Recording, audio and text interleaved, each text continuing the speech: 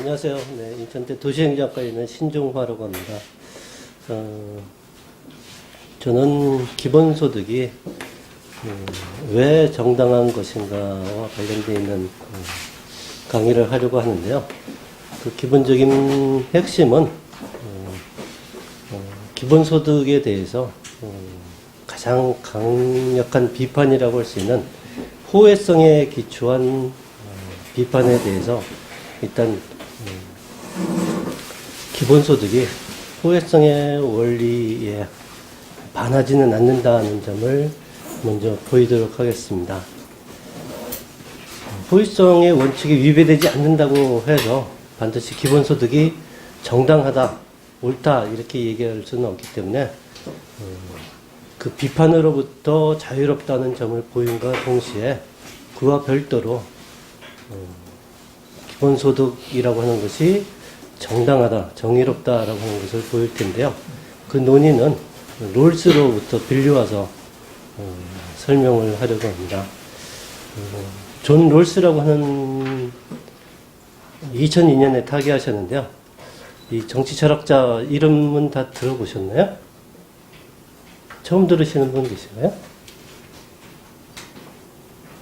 대답을 안 하셔서 들으셨는지 처음 들으시는 건지 잘 판단은 안 되는데요. 네, 그렇게 구성이 되어 있습니다. 그 자료는 조금 올해긴 한데 올해 초에 한국사회경제학회에서 학술지에서 발표한 논문을 중심으로 해서 말씀을 드릴까 합니다. 이 이후에 7월에 기본소득 세계대회가 열려서 거기서 영문으로 이걸 약간 좀 발전시킨 논문이 있긴 한데 그 기본 틀은 거의 동일합니다. 그래서 제가 좀 게을러서 이걸 좀 더 발전시키고 좀 수정도 하고 다듬어야 되는데 그렇지 못했습니다. 그래서 발표 논문 그 상태로 여러분들에게 드리게 됐는데요. 좀 읽기에 조금 매끄럽지 않은 부분도 있을 수 있습니다. 그 점 양해해 주시도록 말씀을 드립니다. 문제제기 부분에 이런 예를 들었습니다. 심각한 병을 앓고 있어서 당장 수술을 하지 않으면 생명이 위태로운 그런 부인을 둔 남편이 있습니다. 이 사람은 불행히도 가난해서 생계를 유지할 만한 생활비를 버는 것 외에는 특별한 재산도 또 저금도 지니고 있지 않습니다. 그래서 이 사람은 이 부인의 생명을 구하기 위한 수술비를 마련하기 위해서 자신의 장기를 매매하게 되었다. 이런 경우에 과연 이 사람이 자신의 신체의 소유자로서 자신의 자유의사에 따라서 장기 매매를 자유롭게 거래했다고 말할 수 있느냐? 이런 질문을 먼저 달았습니다. 노직 같은 자유지상주의자들은 그렇다고 대답할 것이고 자유주의자를 포함한 진보주의자들은 그렇지 않다고 답할 겁니다. 여러분들은 어떻게 답하실지 모르겠는데 아마 자유로운 의사에 따른 그런 거래 행위라고 보기는 좀 어렵지 않을까, 많은 사람들이 그렇게 동의하지 않을까 이렇게 생각됩니다. 이처럼 가난이 이 사람을 하여금 자신의 신체를 매매하게끔 강제하도록 보는 사람들은 이 사람이 비록 물리적 강제나 위협 등으로부터 자유로운 그런 소극적 자유, 형식적 자유는 갖추었지만 실제적으로 자유로운 것은 아니라고 판단들을 하실 겁니다. 만약 이런 사람들에게 어느 정도의 소득이 정기적으로 주어진다면 이들은 실제적 자유가 충족될 수 있는 길이 열릴 수 있습니다. 이러한 측면에서 어떤 조건도 따지지 않고 즉 자산심사를 하거나 또 취업해서 일할 의사가 있느냐 하는 걸 묻지도 않고 단지 사회 구성원이라는 자격에만 근거해서 시민 각자에게 개별적으로 기본소득을 제공하자는 주장이 제기되어 왔습니다. 그리고 여기에 계신 분들은 대부분 그 주장에 대해서 동의를 하고 계시리라고 생각됩니다. 이렇게 도입되는 기본소득이 왜 필요하냐, 왜 정당하냐라고는 논의와 관련해서는 그 기본소득을 일찍이 체계적으로 정리해서 주장한 빰파리에서 그 1차적인 그 논지를 찾아볼 수 있습니다. 빰파르스가 기본소득을 주장하는 논거는 잘 알려져 있는 것처럼 자신의 책 제목이기도 하죠. 모두를 위한 실질적 자유, Real Freedom for All이라고 하는 그런 책 제목처럼 모든 사람들에게 실질적인 자유를 향유할 수 있는 기회를 최소한이나마 제공해 주기 위해서 기본소득을 도입하자 이렇게 주장을 해왔습니다.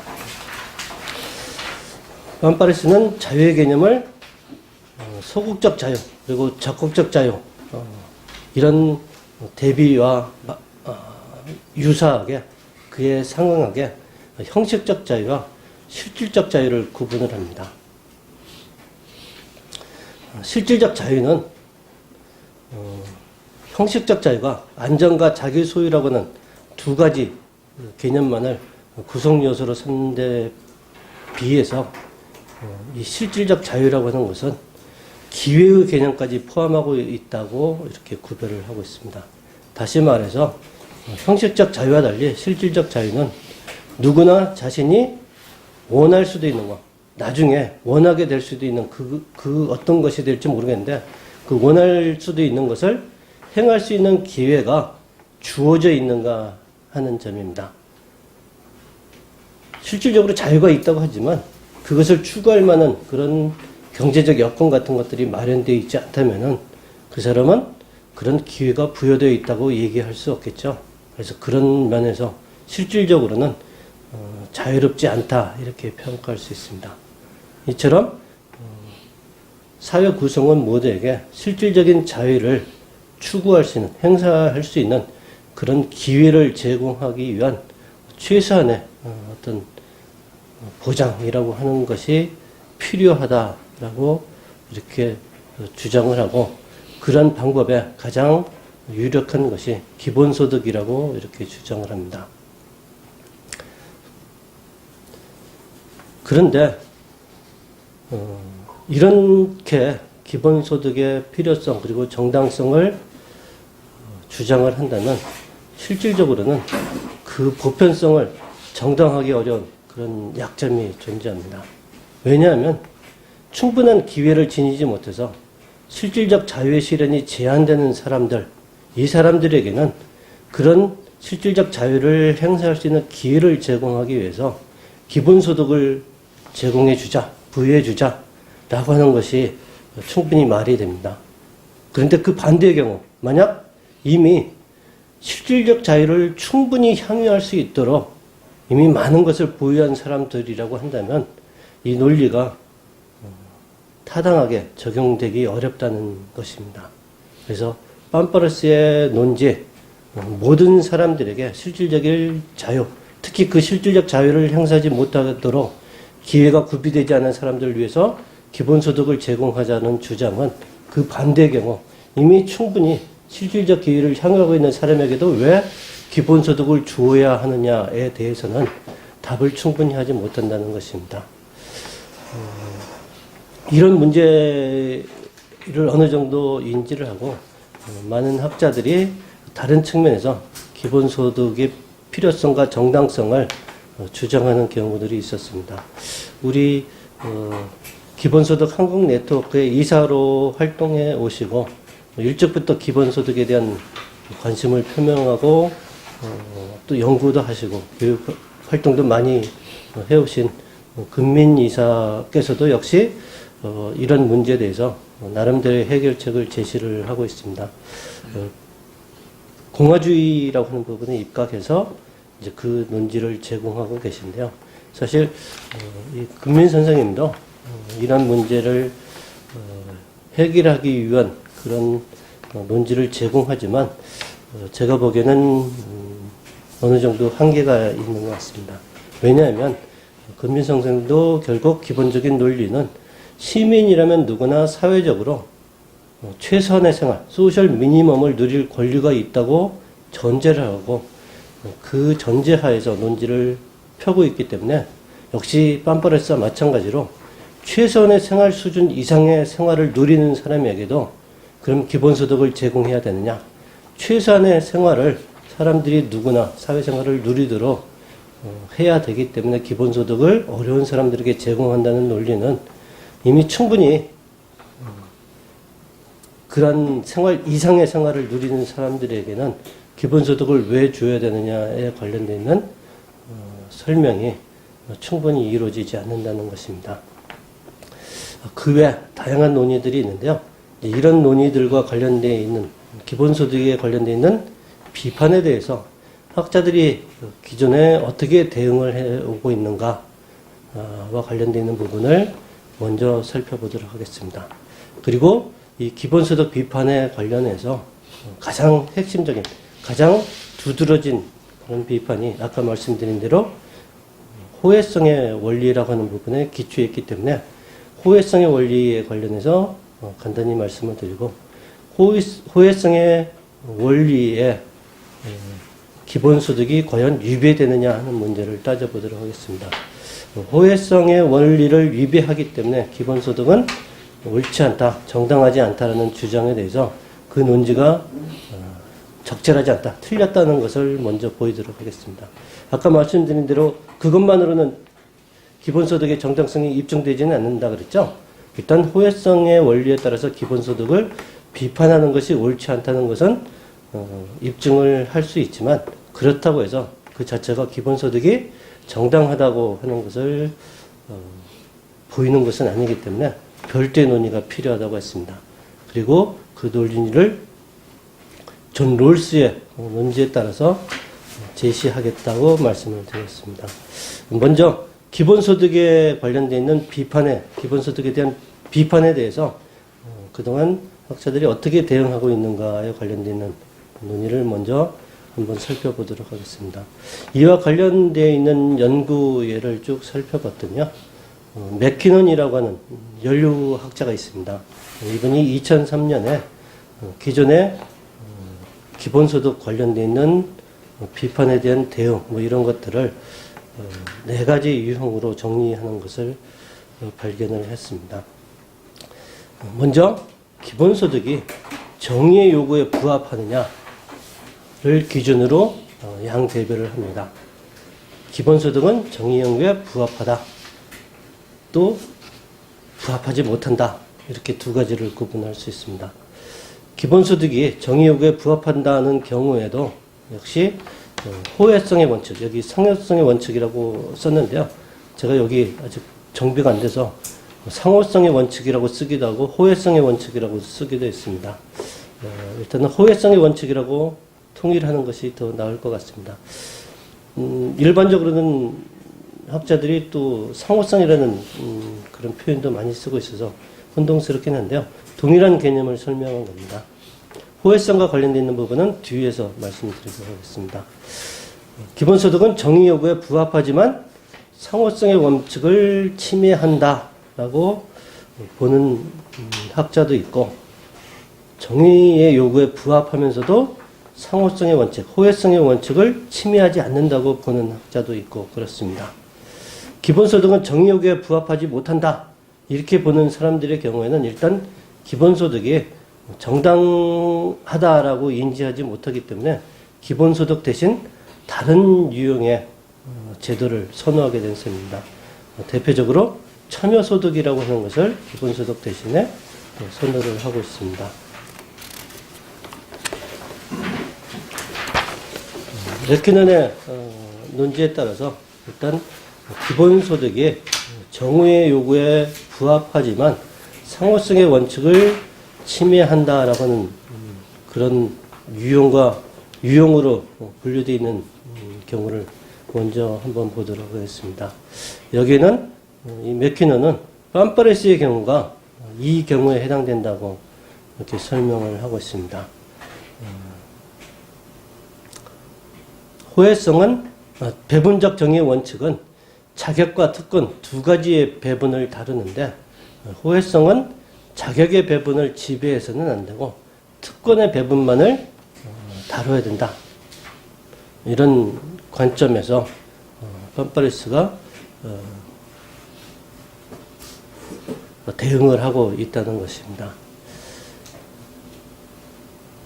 그런데 이 맥키너는 팜파레스의 이런 대응이 그리 적절한 것이다라고 보고 있지는 않은 것 같습니다. 즉 호혜성이 자격과 특권의 두 가지 배분 모두를 지배해야 된다고 본다면 팜파레스의 논의는 틀린 것이 되는데, 저자가 보기에는 호혜성이라고 하는 것은 자격과 특권 두 가지 배분 모두를 다루는, 지배해야 되는 그런 것이라고 본다는 것입니다. 호혜성과 관련되는 부분은 뒤에서 말씀드리기도 했기 때문에 뒤에 설명드린 걸 보면은 이해가 가실 겁니다. 뒤에서는 호혜성이라는 부분을 자격의 배분과 직접 연관된 것으로 설명을 합니다. 여기서는 팜파레스는 자격은 다뤄서는 안 된다라고 봤기 때문에 결국 팜파레스의 그 주장이 적절치 않다 이렇게 얘기할 수 있는 셈입니다. 두 번째, 기본소득은 정의 요구에 부합하며 상호성의 원칙도 침해하지 않는다는 경우입니다. 이 경우는 빌 조단이라고 하는 학자가 내세우는 논리가 이런 경우에 해당된다고 하는데, 아쉽게도 이 빌 조단의 원본을 제가 찾아보질 못했습니다. 우리나라에 들어와 있는 서적이 그리 풍요롭지는 않은 편이라서 빌 조단의 논의를 인용한 책을 제가 국내 도서관이나 이런 데서는 찾아보지 못했기 때문에 직접 살펴보지 못했습니다. 그런데 그 논지가 쉽게 잘 납득이 되지 않습니다. 그 논지는 이렇게 되어 있습니다.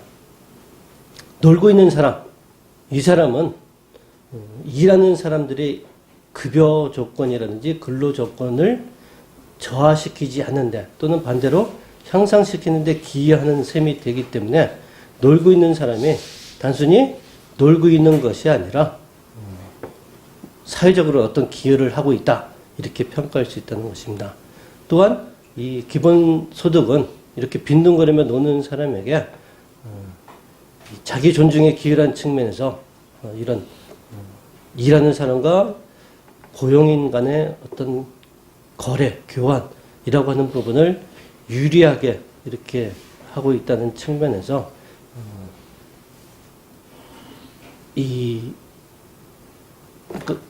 일종의 계속 놀게 해주는 것이 필요하다 이렇게 얘기할 수 있다는 것이 됩니다.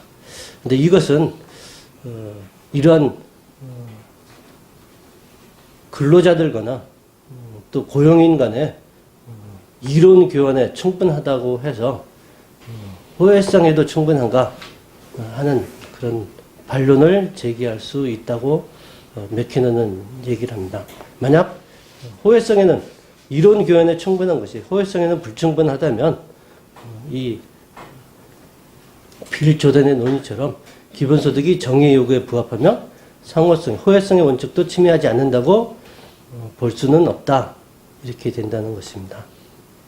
결국 이 두 가지 모두 기본소득이 정의의 요구에 부합하고 그러면서 호혜성의 원칙을 유비하든 유비하지 않든 모두 타당하다라고 하는 부분이 이 맥키넌에 의해서 부정이 된 셈이라고 할 수 있습니다.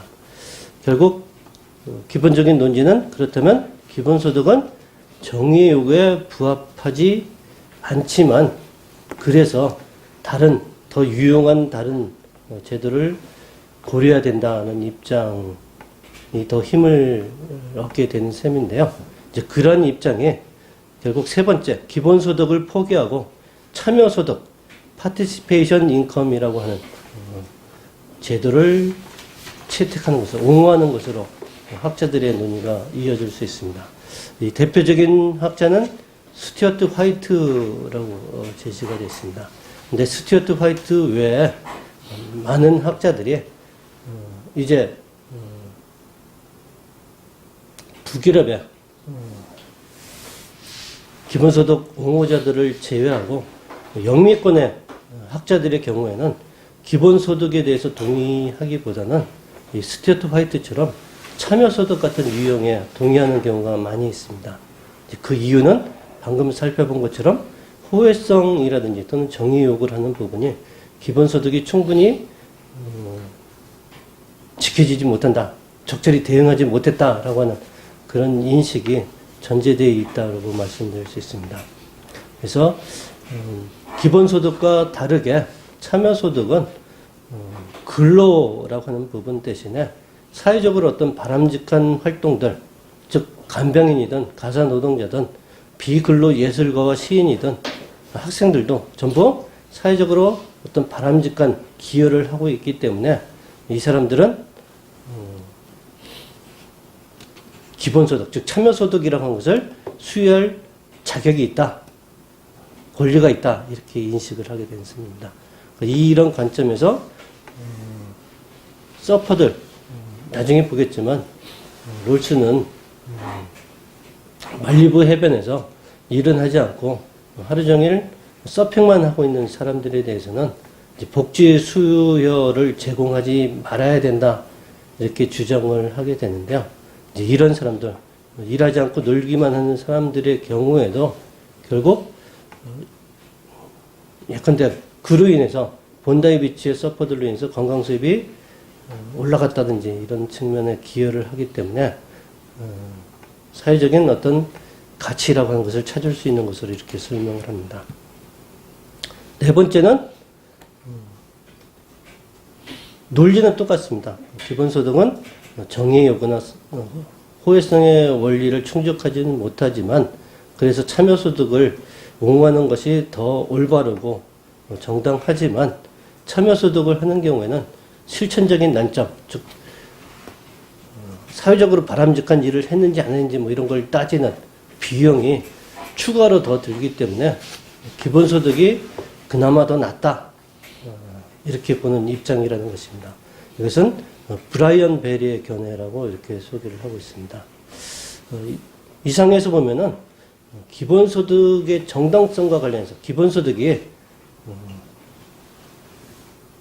더 좋다, 그동안 복지제도 하에서 발생했던 여러 가지 문제들, 우리 사회에서 봤던 세모녀 자살 사건 뭐 이런 것처럼 복지 사각지대를 해소하고 또 복지 의존 쪽이나 또는 복지 낙인 뭐 이런 것들의 부정적인 폐해를 극복할 수 있는 그런 장점이 있기 때문에 기본소득을 옹호하는 논지가 많지만 기본소득 자체가 옳은 것이다, 정의로운 것이다 라고 하는 부분과 관련해서는 그 논지가 아직 충분히 정립되지 못한 면이 있다고 이렇게 얘기할 수 있을 것 같습니다.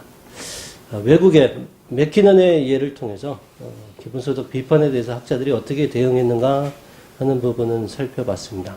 국내 학자들의 경우에는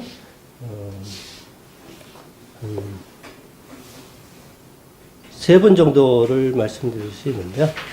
첫 번째, 경북대에 계시는 이명영 교수가 기본소득과 관련돼 있는 글을 많이 쓰시면서 이 호혜성의 원리와 관련해서 글을 쓰신 바도 있습니다.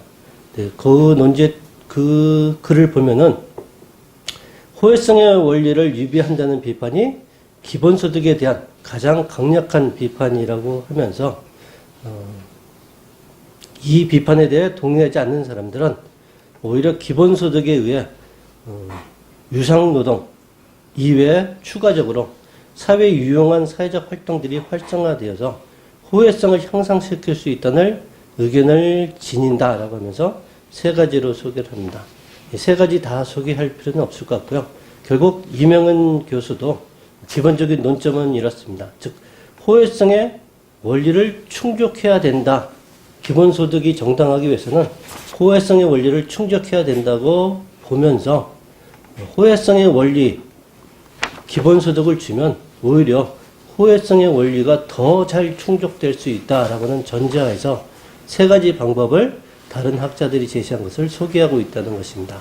이명현 교수도 호혜성의 원리라고 하는 부분을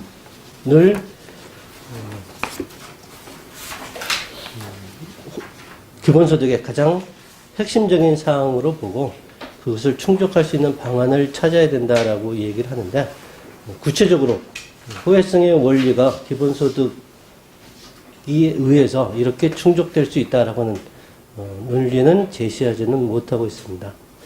두 번째, 조현진 박사의 경우입니다. 지금 우리나라 팜프레스에 아까 소개했던 리얼 프리덤 포 올이라고 하는 책을 국내 번역해서 소개를 올해 했는데요. 조현진 박사는 호혜성에 기초해서 기본소득을 비판하는 논지를 네 가지 정도로 구분을 하고 있습니다. 그런데 한 가지 정도는 호혜성에 관련되는 직접적인 것은 아니기 때문에 한 세 가지 정도만 생각할 수 있는데요. 첫 번째는 호혜성의 원리라고 하는 것을 앞세우는 것은 중립성의 원리를 훼손하는 것이 된다. 논지를 제기합니다. 중립성의 원리라고 하는 것은 국가의 경우, 정부의 경우를 상정을 한 건데요. 각자 자유사회에서는 각자 자신들이 옳다고 생각되는 선이라고 하는 것을, 옳은 삶이라고 하는 것을 자유롭게 추구할 권리가 있고, 정부 또는 국가가 그 중에 어떤 삶이 또는 어떤 선이 다른 것보다 더 낫다, 이렇게 강제하거나 해서는 안 된다는 주장입니다. 그런데 호혜성이라고 하는 부분을 내세우는 것은 다른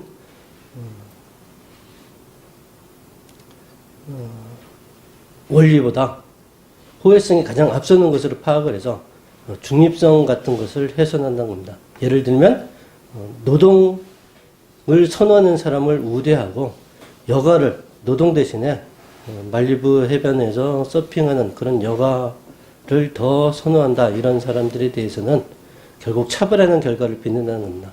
중립성의 원리에 따르면 누구나 각자 자신이 좋다고 생각되는 삶을 누릴 수 있는 권리를 동등하게 인정해 줘야 되는데, 일하지 않는 사람은 일하는 사람보다 못하다, 뭐 이런 식의 어떤 평가가 호혜성의 원리를 앞세우는 경우에는 적용이 되기 때문에 중립성의 원리를 훼손한다는 것입니다. 그런데 제가 보기에는 이 논지는 팜파레스에 의해서도 소개되기 때문에 이 조현진 박사가 팜파레스 책을 인용하면서 소개를 하고 있는데요. 사실 직접적이거나 결정적인 그런 논점이 되지는 않는 것 같습니다.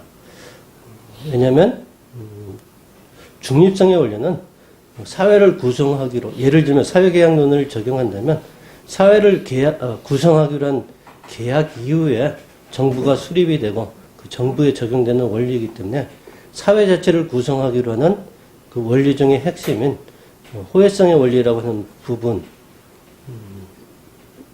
비해서는 2차적인 입장이 있기 때문에 호혜성의 원리가 중립성의 원리보다 앞서 적용되어 갔던 결과를 비판하는 것은 그리 그럴듯하게 여겨지지는 않는다고 이렇게 생각이 됩니다. 조현진 박사는 둘째,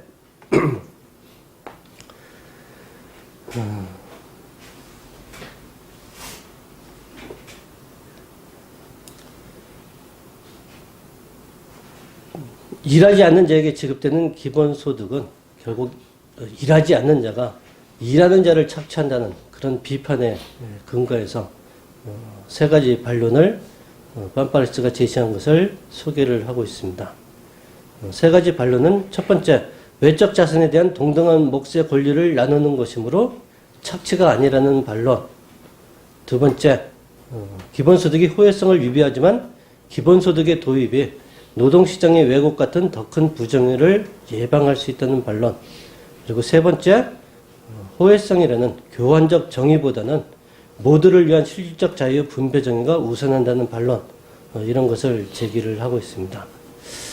그런데 이 세 가지 반론 중에 핵심 부분은 외적 자산에 대해서 특히 뒤에 강남 교수님 얘기를 소개하면서 말씀드리겠지만 이제 그런 모든 불로소득이라고 하는 부분을 지대라는 개념으로 설명할 수 있는데요. 이런 지대, 즉 불로소득에 대해서 사회 구성원들이 그 가치를, 불로소득이라는 그 가치를 창출하는데 동등히 공헌을 하였기 때문에 그것은 사회 구성원 모두에게 동등한 지분을 갖는다, 동등한 권리를 갖는 그런 재산이다. 이런 측면에서 모두 똑같이 나누도록 한다 하는 기본소득이 정당하다고 이렇게 얘기를 하고 있는데요. 그 문제와 관련되어 있는 부분은 충분히 기본소득론 비판에 대한 반박 논리로 아주 적절하지는 않다. 즉 약간의 약점이 있을 수 있다. 이렇게 말씀을 드리겠습니다. 어떤 약점이 있는지는 뒤에서 구체적으로 말씀드리도록 하겠습니다. 자, 이렇게 해서 조현진 박사 같은 경우는 빰파르스의 논의를 빌려서 호혜성에 기초해서 기본소득을 비판하는 논지에 대해서 반박을 하고 있는데요. 제가 보기에는 그리 충분히 설득력 있게 반박이 이루어졌다고 보기는 좀 어려운 것 같습니다. 앞서 말씀드린 이 기본소득 비판에 대한 대응으로 국내 학자들 중에 기본소득에 관련해서 가장 크게 공헌을 하신 분이죠. 공단 교수의 논지를 마저 소개를 하도록 하겠습니다. 공단 교수도 역시 빰파르스의 논지를 빌려서 소개를 하고 있습니다. 그리고 그 기본 논지는 앞서 조현진 박사가 소개한 것과 마찬가지로 불로소득, 즉 지대라고 부를 수 있는 부분에 대해서는 사회 구성원 모두의 공헌에 의한 것이기 때문에 그것을 사회 구성원 내 지분에 따라서 골고루 나누는 기본소득은 호혜성의 원칙을 훼손하지 않는다. 이렇게 설명을 하는 부분입니다.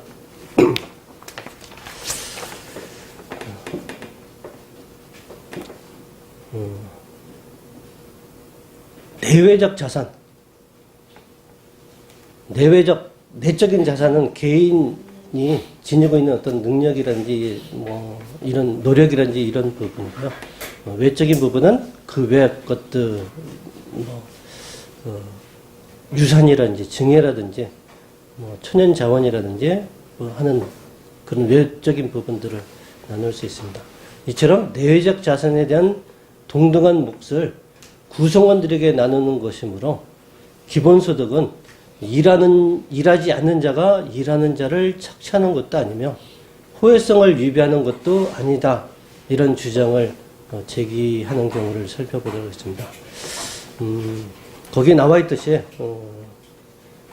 발표문 참고자료 6페이지에 나와 있듯이 빰파레스의 대답을 6가지로 순차적으로 설명한 다음에 이 빰파레스의 주장 1부터 5까지는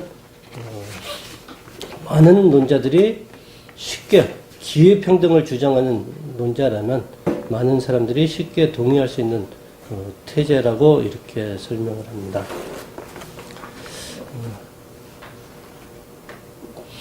우파든 좌파든 지대라는 개념을 많이 사용하는데요. 지대라고 하는 개념은 그 자원의 희소성 같은 이유로 인해서 독점적인 소유 이런 것으로 인해서 기인하는 어떤 가치의 발생이라고 이렇게 얘기를 할 수 있습니다. 예를 들면 토지 같은 것은 워낙 희소하기 때문에 강남의 토지 같은 건 더 이상 뭐 늘릴 수가 없죠. 근데 강남의 토지를 소유하고 있다는 그런 독점적인 소유로 인해서 강남의 땅값이 계속해서 올라서 그런 불로소득을 추가적으로 누리는 사람들이 있을 수 있습니다. 이런 부분은 도시를 구성하는 모든 구성원들에 의해서 사실 발생한 가치이지 강남에 집을 샀다고 하는 그 사람에 의해서 창출된 가치는 아니라고 이렇게 볼 수 있다는 것입니다. 그 외 그 개인의 직접적인 노력이 아니라 사회 구성원 모두의 노력에 의해서 발생하는 추가적인 가치라고 하는 것들이 많이 있죠. 도시에서 흔히 발생하는 젠트리피케이션과 관련해서 그 건물주의 노력이 아니라 그 지역에 많이 찾아오는 그런 고객들과 또 상인들과 이런 사람들의 노력에 의해서 건물 가치 같은 것들이 상승했는데도 불구하고 그 건물주가 그런 혜택을 독점적으로 누린다든지 하는 것들이 있을 수 있습니다. 이런 것들을 전부 지대라고 하는 개념으로 표현을 합니다. 사회에서 발생하는 사회 구성원들의 공통의 노력을 통해서 발생한 가치가 그런 불로소득이 사회 구성원 모두에게 돌아가지 않고 특정한 계층의 사람들에게만 돌아가는 그런 문제들이 있는데요. 이제 이런 것들은 사회 구성원들의 공동의 생산에 의해서 창출된 가치이기 때문에 사회 구성원 모두가 동등한 권리를 지닌다.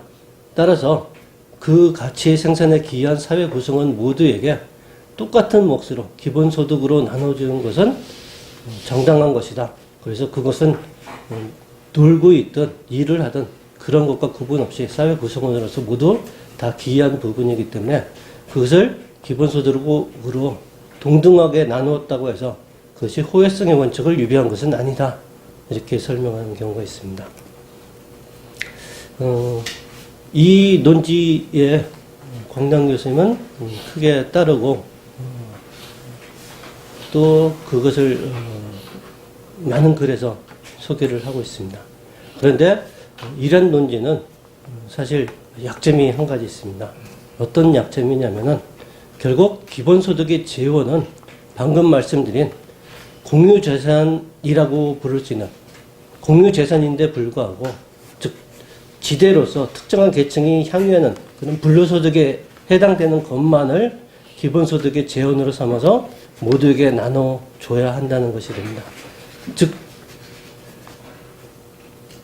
불로소득이 아닌 경우에 부자가 더 많은 소득을 거두어서 그 소득 중에 일부를 재원으로 해서 만약 나눠준다고 하는 경우에는 사실 기본소득으로서는 정당하지 않다라고 하는 그런 논지가 된 셈입니다. 그러니까 불로소득으로 향유되어 있는 재산만에 대해서 n분의 1의 권리를 가지고 있기 때문에 그걸 나눠주는 한 기본소득은 정당하다고 주장한다면 그렇지 않은 경우에는 정당하지 않다는 것이 된다는 뜻입니다. 즉 불로소득, 토지가치 상승이라든지 하는 부분이라든지 하는 데서만 재원을 마련해야 되고 소득세 같은 데서는 재원을 마련해서 기본소득으로 나눠줘서는 안 된다라고 하는 논지가 되기 때문에 한계가 있다고 얘기할 수 있다는 것입니다. 그렇다면은 결국 호혜성이라는 관점에서 기본소득이 정당하지 않다고 하는 비판에 대해서 적절한 대응 논리를 기본소득론자들은 세우지 못한 것이 아니냐 이렇게 생각될 수 있습니다. 그런데 그 기본소득에 대한 호혜성 측면의 비판에 대해서 가장 잘 대응하는 논리는 이미 오래전에 이루어진 것 같습니다.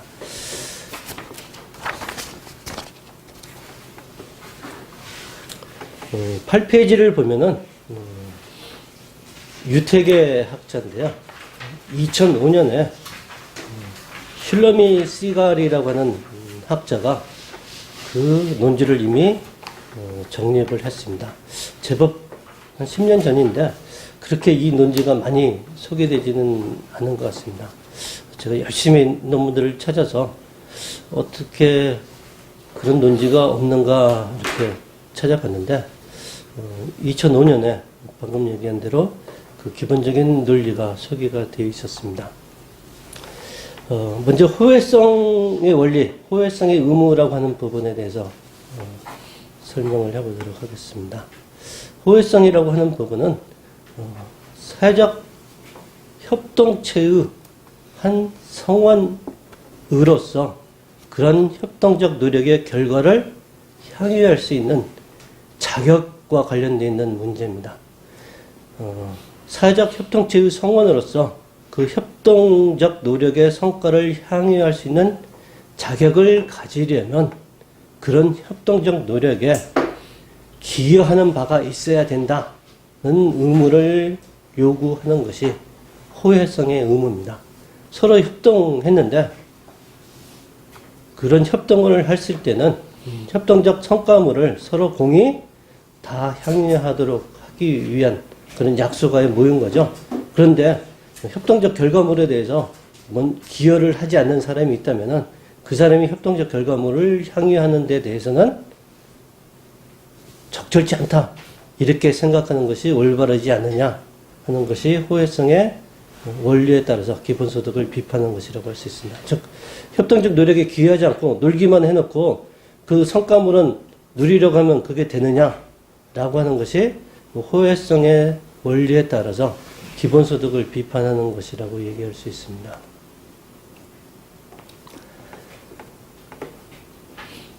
그런데 실로미 시갈의 설명에 따르면 이 호혜성의 의무라고 하는 것은 호혜성의 의무라고 한 그 원리라고 하는 것은 계약과는 다르다는 것입니다. 호혜성의 의무는 계약상의 의무와 구별이 된다는 것입니다.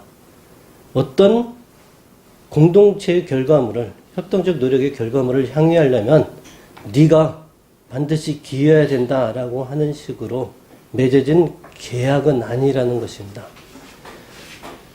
협동체 하에서 협동이 이루어지도록 하는 그런 약속은 그로 인해서 생산되는 결과물과 관련되어 있는 것은 일종의 공공재에 해당된다는 것입니다. 공공재라고 하는 개념에 대해서 익숙하신지 모르겠는데요. 공공재 기본적 특성 두 가지 있는데요. 일단 여기서는 배제 가능성이라고 하는 것을 먼저 꼽습니다. 배제 가능성이라는 것은 내가 사과를 팔고 있는데 어떤 사람이 사과의 값을 지불하지 않으면 사과를 향유할 수 없도록 배제할 수 있다는 것을 뜻합니다.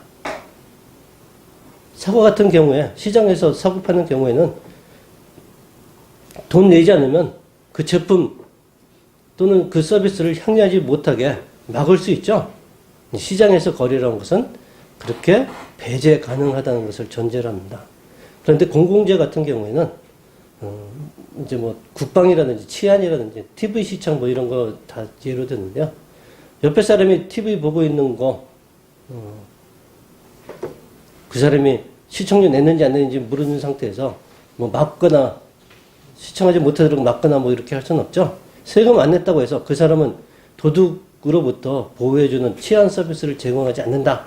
이런 게 불가능하지 않습니까? 이처럼 배제 불가능성이라고 하는 것이 적용되는 의무이지 계약처럼 배제 가능하다면 바로 계약에 의해서 시장에 의해서 거래가 되지 이렇게 호혜성의 의무와 같은 형태로 추구되지 않는다는 것입니다. 결국 조건을 수반하지 않는다는 거죠. 조건을 수반한다면 배제 가능하기 때문에 시장에서 거래되는 재화와 같이 됩니다. 근데 그런 것이 아니기 때문에 공공재의 성격을 지니고 있기 때문에 어떤 조건의 기초에서 그런 협동적 결과물, 그 산물이 향유한다, 향유하지 못한다라고 하는 것이 적용되지는 않는다는 것입니다. 논의가 조금 복잡해질 수 있기 때문에 가장 쉽게 설명하면 이렇게 설명할 수 있을 것 같습니다. 만약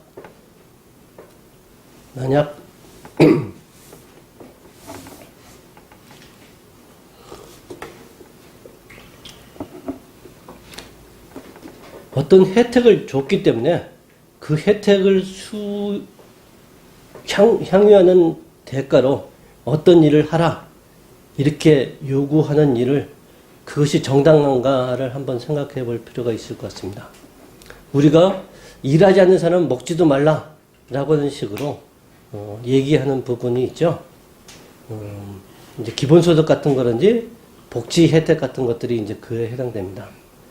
사회적으로 일을 해서 사회에 이롭게 하지 않는다면 복지 혜택을 주지 않겠다. 반대로 얘기해서 국가가 너에게 어떤 혜택을 준다면은 반드시 너는 그에 상응하는 어떤 반대급부를 해야 된다. 이렇게 요구하는 셈이죠. 내가 이만한 복지 혜택을 줄 테니까 너는 반드시 일을 해야 된다. 이렇게 근로 요구를 조건으로 한다든지 하는 경우들이 있을 수 있습니다. 우리는 일하지 않는 자는 먹지도 말라라고 해서 그런 요구 조건이 정당하다, 옳다라고 생각하는 것이 일반적인 경향입니다. 근데 천천히 따져보면 반드시 그런가 이렇게 생각을 해볼 수 있습니다. 가수 유승준의 경우 우리나라 입국을 거부했죠. 우리나라 정부가 우리나라 입국을 거부했습니다. 그것은 국방의 의무를 다하지 않았기 때문에 거부를 했었습니다. 그 거부에 대해서 대부분의 분들이 아마 동의를 하시고 유승준 입국하지 못하도록 한 것은 정부가 옳은 결정을 한 것이다. 이렇게 생각을 하시는 분들이 많으실 텐데요. 그 결정이 옳다라고 생각하셨다면 아마 이 논지에 동의를 하실 겁니다. 아까 정부에서 이만한 혜택을 주니까 너는 근로 조건을 충족을 해라. 복지 혜택을 줄 테니까 근로 조건을 충족해라. 이런 조건부로 의무를 요구하는 사항이 생기는 것이 적절하지 않다고 했었죠. 국방의 의무를 한번 생각해 보도록 하겠습니다. 내가 우리나라 군대를 줘서 너를 보호해 준다. 그러니까 너는 국방의 의무를 다해라. 이렇게 요구를 합니다. 국방의 의무를 다하지 않겠다. 종교상의 이유로 다하지 않는 경우에는 처벌을 가하죠. 그런데 미국에 사는 유승준 같은 교포는 우리나라 군대로부터 보호를 받지 못합니다. 우리나라 정부가 혜택을 준 게 아니죠. 내가 복지 혜택을 줄 테니까 너는 근로의 의무를 다하라. 내가 너를 우리나라 군대로 인해서 너를 보호해 주니까 너는 국방의 의무를 다하라. 이렇게 요구를 하는데 유승준이 만약 나는 미국에 살아서 미국 군대 보호를 받았지 대한민국 군대로부터 보호를 받지 않았다. 대한민국 군대가 나한테 혜택을 안 줘놓고 혜택을 줬으니까 그에 상응해서 국방의 의무를 다하라라고 요구한 건 맞지 않다. 이렇게 주장하면 어떻게 합니까? 만약 아까 얘기한 것처럼 정부가 이만한 혜택을 주었기 때문에 너는 이 의무를 다해야 된다 하는 그 의무를 조건적으로 해석하는 경우라면은 유승준 우리나라 입국 거부해서는 안 되는 거죠. 우리나라 정부로부터 국방의 혜택을 보지 않았잖아요. 혜택은 안 줘놓고 의무를 다하라고 할 수는 없잖아요. 만약 의무가 조건적인 것으로 해석을 한다면 그렇게 되잖아요. 유승준이 우리나라 입국하는 것을 막는 것이 정당했다고 생각한다면 정부가 어떤 혜택을 줬다고 해서 그 조건으로 어떤 의무를 요구하는 것은 옳지 않다는 생각에 동의하시는 것과 마찬가지입니다. 결국 호혜성의 의무라고 하는 것을 정부가 복지 혜택 줄 테니까 너는 일을 하라. 이런 식의 조건적인 의무로 해석할 수는 없다는 것입니다. 그렇게 해석하면 정부가 요구하는 혜택과 관련해서 모든 의무를 조건적인 것으로 돼서 결국 논리가 성립되지 않는다는 면이 있습니다. 그 논지가 약간 좀 복잡한 부분이 있기 때문에 유승준 같은 사례를 가지고 설명하는 것이 좀 더 쉽게 이해될 수 있었으리라고 이렇게 생각이 됩니다. 자, 이런 슐러미 시거리라는 학자가 2005년에 이미 근로를 조건으로 해서 복지 혜택을 준다든지 또는 기본소득을 지급하는 것은 올바르지 않다라고 하는 논지를 충분히 잘 정립을 한 것 같습니다. 자, 이렇게 정립이 되면 결국 호혜성의 원리를 적용해서 기본소득이 타당하지 않다라고 하는 비판이 적절하지 않다는 부분은 설명이 된 것 같습니다. 그런데 처음부터 말씀드렸듯이 호혜성의 원리에 기본소득이 부당하다는 것을 비판하는 것이 올바르지 않다라고 해서 기본소득이 정당하다는 것이 입증된 것은 아니죠. 기본소득이 정당하다라고 하는 부분이 추가적으로 별도의 논의로 입증이 돼야만 됩니다. 그 기본소득이 정당하다라고 하는 논지는 롤스의 이론을 빌려서 제시를 할 수 있다고 생각을 하고 있습니다. 롤스라는 학자 아까 여쭤봤더니 알고 계시는 건지 모르고 계시는 건지 잘 판단이 안 되는데요. 롤스는 미국의 하버드 대학의 정치 철학자인데요. 2002년에 작고를 하셨습니다. 그때 복지국가의 철학적 정당성을 처음으로 정립한 학자라고 이렇게 평가를 받습니다. 서구의 유럽의 복지국가가 태동된 지는 굉장히 오래됐죠. 19세기 말 비스마르크서부터 복지국가의 탄생을 설명을 하는데, 복지국가의 그 탄생은 철학적으로 그 타당성이 정립되어서 출현했다기보다는 사회정치적 현실에 의해서 출현한 것으로 이렇게 설명이 되고 있습니다. 그래서 복지국가가 왜 정당한가와 관련되어 있는 논의는 롤스에 의해서 처음으로 정립이 됐다고 하는데요. 롤스의 그 논지는 1970년대 초, 그 논지는 50년대부터 계속 논문을 발표했는데, 정의의 이론이라고 하는 책자가 1972년에 발표가 됐기 때문에 그때 이제 본격적으로 정립이 됐다고 얘기를 할 수 있습니다. 그래서 복지국가의 철학적 정당성을 처음으로 제기했기 때문에 존 롤스라고 하는 학자 그 이름에 굉장히 큰 비중을 부여하고 있다고 이렇게 얘기할 수 있습니다. 자, 그러면 기본소득은 어떻게 정당화될 수 있는가 하는 문제를 살펴보도록 하겠습니다. 롤스는 복지국가를 철학적으로 정당화한 공로로 거장으로 추대가 되었고, 2002년에 운명하셨음에도 불구하고 지금까지도 정치 철학계, 특히 자유주의 정치 철학계에서는 롤스를 거론하지 않고서는 정의라든지 또는 평등이라든지 하는 문제를 전개하기가 어려울 지경이라고 말할 수 있습니다. 롤스는 사회계약론의 전통에 기초해서 사람들이 사회계약을 맺기로 해서 사회를 구성하기로 한다면 어떤 원칙이 그 사회를 운영하도록 해야만 정의로운 사회가 될 수 있겠는가, 그 정의로운 사회를 운영하는 기본 원칙을 도출했는데요. 그 원칙이 바로 복지국가의 운영 원리가 된 셈입니다. 롤스는 두 가지 원칙을 제시를 했습니다. 사회계약론의 전통은 여러분들도 중고등학교 때 배우신 바가 있기 때문에 어느 정도는 익숙하다고 얘기할 수 있습니다. 자유주의 사회에서 정부를 수립하기로 한 그런 계기가 홉스의 사회계약론을 계기로 해서 정비가 되었고요. 그 이후에 로크라고 하는 사람이 사람들이 사회를 구성하기로 한 일차적 계약에다가 그 주권자인 국민들, 사람들과 사회를 구성하기로 했던 그 당사자들과 정부 간의 2차적인 계약이 맺어져서 지금과 같은 대의정부라고 하는 대의민주주의라고 하는 형태가 만들어진 것으로 이렇게 설명을 하고 있습니다.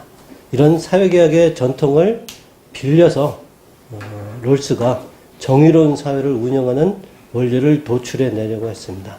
롤스는 기존의 사회계약론에다가 약간의 수정을 해서 새로운 사고 실험을 했습니다. 어떤 수정이 가해졌냐면은 무지의 배일이라고 하는 개념을 도입을 했습니다. 처음 사회계약을 맺기로 하는 원초적 상황에서 모든 사람들이 자신의 능력, 자신이 어떤 배경에서 태어난지, 자신이 어떤 능력을 가지고 있는지, 아버지가 부유한지 가난한지, 자신이 병약한지 건강한지, 머리가 좋은지 그렇지 않은지, 운동은 잘하는지 그렇지 않은지, 이 모든 사항을 모두 다 알 수 없는 무지의 배일 상태에 있다고 전제를 했습니다. 그래야지만 공정한 계약이 맺어질 수 있는, 공정한 계약이 맺어지기 위해서는 계약 당사자들이 평등해야 되고 또 그 계약 내용도 공정해야 된다고 하는 그런 조건이 수반이 되는데요. 일단 계약 당사자들의 평등을 확보하기 위해서 무지의 배일이라고 하는 개념을 도입을 했습니다. 이렇게 자기 자신이 부잣집에서 태어난지 건강한지 머리는 좋은지 이 모든 것을 다 모르는 상황에서 사람들이 앞으로 사회를 운영하기로 하는 원리를 맺기로 하자라고 하는 경우에는 두 가지 원칙이 도출될 것이고 이 두 가지 원칙에 사람들이 합의할 것이라고 생각을 했습니다. 첫 번째는 평등의 원칙이라고 부릅니다. 자유로운 개인들이 각자 자신들이 원하는 것을, 옳다고 생각되는 것을 추구할 수 있는 권리를, 또 자유를 향유하도록 하자는 겁니다. 이건 자유주의 사회에서는 기본적인 전제죠. 두 번째는 차등의 원칙이라고 부르는데요. 그 안에 두 가지 내용이 들어있습니다. 첫 번째는 공정한 기회균등의 조건이고요. 두 번째가 이제 차등의 원칙이라고 하는 것이 됩니다. 차등의 원칙은 사회적 불평등을 용인을 하되 그 사회적 불평등이, 즉 사회적 불평등으로 인해서 혜택을 받는 소수 집단이 있겠죠. 그 집단의 불평등으로 인해서 누리게 되는 향유, 즉 사회적 불평등은 사회에서 가장 처지가 어려운 사람들에게 이익이 된다는 전제하에서만 그런 불평등이 허용되도록 하자라고 하는 조건을 그런 내용으로 정립을 했습니다. 우리나라 국민들은 조금 이해하기 쉬울 수 있는데요. 우리는 개평 문화 있죠? 고스톱 같은 거 칠 때 개평의 원리라고 생각하시면 됩니다. 고스톱을 치기로 하는데 친구들끼리 치기로 한다든지 하는 경우에도, 또 명절에 친척끼리 치기로 하는 경우에도 돈 다 딴 사람이, 많이 딴 사람이 돈 다 잃은 사람에게 3분의 1은 주자 또는 절반은 주자, 뭐 이런 거를 내세워서 고스톱 치는 경우가 있죠. 이 차등의 원칙이 바로 그런 내용입니다. 사회적으로 가장 열악한 처지에 놓이게 된 사람들에게 그 사람들에게 이득이 되도록 재분배를 한다든지 하는 그런 내용이라고 간단히 소개를 할 수 있습니다. 자, 이런 원리를 적용을 해서 재분배 같은 것이 사람들이 합의가 이루어지는 원리로 받아들일 수 있도록 해서 복지국가의 기틀을 세웠다라고 이렇게 얘기할 수 있는데요. 롤스는 아까 2002년에 작구를 했다고 했습니다. 근데 롤스가 2000년에 마지막으로 공정으로서의 정의라고 하는 자신의 책을 수정을 해서 발간을 했습니다. 그러니까 롤스의 마지막 저술이 된 셈인데요. 그 마지막 저술 내용에서 기존의 논의를 약간 수정을 해서 복지국가라고 하는 부분을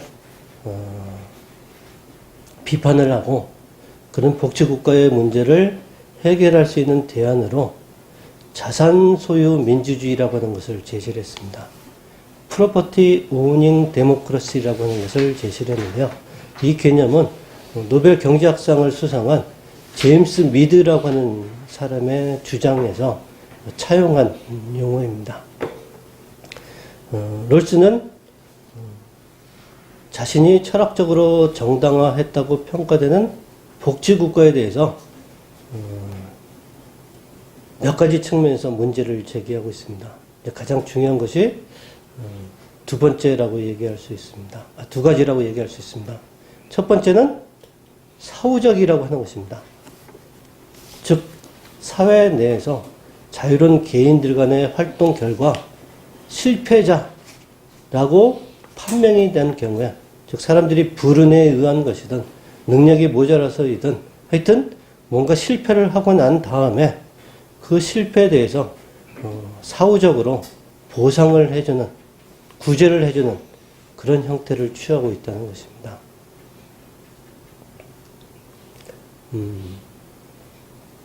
두 번째는 이런 사후적 보상이 그 실패 또는 무능력자든 어떤 사유가 됐든지 간에 불운에 처하게 된 그 사람들이 스스로를 실패자로 인정하는 경우에만 그런 보상이 제공이 된다는 것입니다. 결국 이런 등등의 내용으로 이루어지는 복지국가에서는 사회 집단 간에 실패자를 스스로 자인하는 그런 집단과 그런 시혜를 주는 집단 간의 구분이 이루어져서 어떤 집단 간의 지위상의 차이라고 하는 것이 발생하게 되고, 또 실패자로서 스스로를 인정해야만 되는 사람들은 민주적인 사회의 정당한 구성원으로 어떤 자기 존중감을 가지고 그 사회에 참여할 기회 자체 또는 그런 조건 자체가 박탈되게 된다는 것입니다. 결국 어떤 도덕적 열등감이라고 하는 부분이 복지사회에는, 복지국가에는 필연적으로 전제되어 있기 때문에 이 문제를 해결하는 것이 반드시 필요하다고 얘기를 합니다. 그것을 해결할 수 있는 방법으로 자산소유 민주주의라고 하는 것을 제시하고 있는데요. 자산소유 민주주의 하에서는 이제 사전적으로 일정한 재원 같은 것들을, 즉 생산수단이라고 뭐 부를 수도 있고요. 이런 자산이라고 부를 수도 있고 자본이라고 부를 수 있는 그것을 사전적으로 사회 구성원들에게 배분해서 이렇게 사후적으로 실패자라고 낙인을 찍고 어떤 도덕적인 열등감을 초래하는 그런 복지국가적 방법이 아닌 그런 다른 대안적인 방법을 제시를 합니다. 그래야지만 모든 구성원들이 동등한 사회 구성원으로서 사회에 참여할 수 있고 또 사회에 기여할 수 있고 이렇게 할 수 있다는 것입니다. 자, 그런데 제가 보기에는 롤스가 복지국가에 적용했던 그 논리를 자신의 이론에는 적용하고 있지 않은 것 같습니다. 차등의 원칙이라고 하는 부분은 아까 말씀드린 대로 사회적으로 가장 처지가 어려운 사람들에게 처지가 가장 좋은 사람들의 그 불평등이 허용이 되는 한에서, 그 사람들에게 도움이 되는 한에서 그런 부의 불평등 같은 것들 또는 기타의 불평등이 허용될 수 있다는 것인데, 이것도 역시 사후적으로 처지가 가장 어렵다라고 판명된 다음에만 지원이 이루어지는 원칙이라고 하는 것입니다. 그러니까 롤스가 복지국가에 대해서 비판했던 자신의 논리를 자신의 이론에 적용했다면 첫 번째 원칙, 평등의 원칙, 두 번째 차등의 원칙, 여기서 만족해서는 안 되고 사후적인 재분배가 아니라 사전적으로 모든 사람들이 실패하지 않을 수 있도록 자신들의 능력을 신장하고 자신들의 어떤 성장할 수 있는 기회를 제공해주고 하는 조치가 필요하다는 것 또한 자신의 원리에 포함해야 했다는 것입니다. 저는 롤스의 기본적인 논리, 즉 복지국가에 적용했던 자신의 논리에 따르면 롤스의 두 가지 정의 이론 또한 세 번째 원리에 의해서 보완이 돼야 된다고 생각을 합니다. 세 번째 원리는 바로 기본소득의 원리라고 부를 수 있습니다. 누구나 사람들이 각자 자신들의 능력을 개발하고 자신들이 추구하는 바를 실현할 수 있는 기회를 더 가져서 자신들이 더 성장하고 자신들이 더 쓸모있는 존재가 돼서 사회에 참여할 수 있는 기회를 증대시키는 원리가 필요하다는 것이고요. 그를 위한 가장 좋은 방법은 기본소득의 원리라고 생각을 한다는 것입니다. 아까 기본소득을 정당화하는 기존의 논리 중에서 가장 고려해야 될 부분은 어려운 사람들에게도 기본소득을 줘야 하지만 가장 실질적 기회가 넘쳐나는 사람들, 또 가진 게 많은 사람들, 이런 사람들에게까지 기본소득을 줘야 되느냐 하는 것까지 정당화할 수 있는 논리가 필요하다고 얘기를 했습니다. 사회 구성원 모두에게 사전적으로 실패한 다음에 실패자를 선별해서 지원하는 것이 아니라 사회 구성원 모두에게 보편적으로 모든 사람들이 더 자신들의 능력을 신장시키고 자신들의 가치를 추구할 수 있는 기회를 부여하고 이렇게 하기 위해서는 반드시 실패자를 가려내는 것이 아니라 사전적으로 모든 사람들에게 능력을 신작하는 것이 그렇게 도움을 주는 것이 필요하기 때문에 기본소득이 도입이 된다면 실패자가 아닌 모든 사람들, 즉 성공한 사람으로서 이거니 뭐 이렇게 평가되는 게 아니라 사회 구성원 모두에게 좀 더 나은 개인, 자신들이 추구하는 바를 더 추구할 수 있는 기회를 갖는 그런 개인, 이런 사람을 만들기 위해서 적용이 되는 것이 필요하다는 것입니다. 즉 사회 구성원으로서 실패한 다음에 성공한 사람들로부터 시혜를 받고 배려를 받는 그런 열등한 존재가 아니라 사회 구성원 모두가 더 나은 개인이 되고 사회에 기여할 수 있도록 하기 위한 조치가 필요하고 그 조치는 바로 사회 구성원이 더 나은 존재가 되기 위한 그런 기회에 대한 권리를 갖는다고 볼 수 있는 기본소득이 필요하다. 이렇게 기본소득은 그러한 측면에서 정당하다. 이렇게 말씀드릴 수 있다는 것입니다. 자, 이걸로 롤스의 이론을 빌려서 기본소득이 정당하다. 롤스의 이론을 보완해서 기본소득이 정당하다. 이렇게 말씀을 드렸습니다. 네, 감사합니다.